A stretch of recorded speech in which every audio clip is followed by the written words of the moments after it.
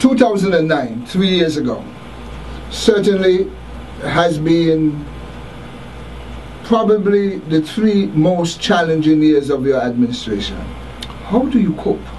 Yes, it has been extremely challenging because, as you know, coming out of the election campaign and the results and so on, we had to spend well over a year in a state of flux, a state of uncertainty.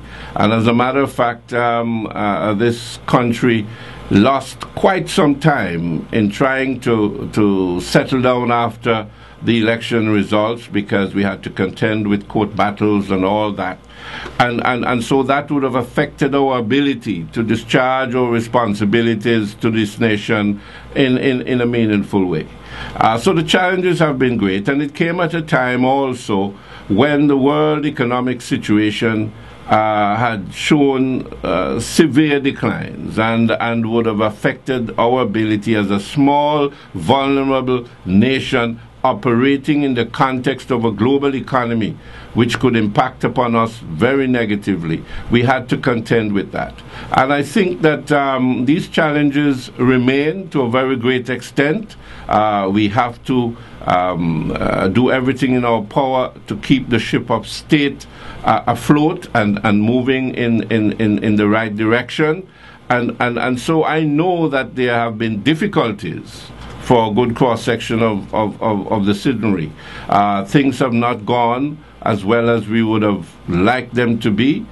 At the same time, we have to recognize that under the set of circumstances that we're dealing with, this administration has kept the faith and has done as best as it can do under the circumstances. And you can see, Chaku, that the government, recognizing its social responsibility, recognizing its ability or its desire to continue to put people first, we have ensured that despite all these difficulties, those areas of our social programs that impact upon the most vulnerable in our society, the people who would be affected by a serious decline in these measures, we have ensured that despite everything, we maintain these things because we are a people-oriented administration.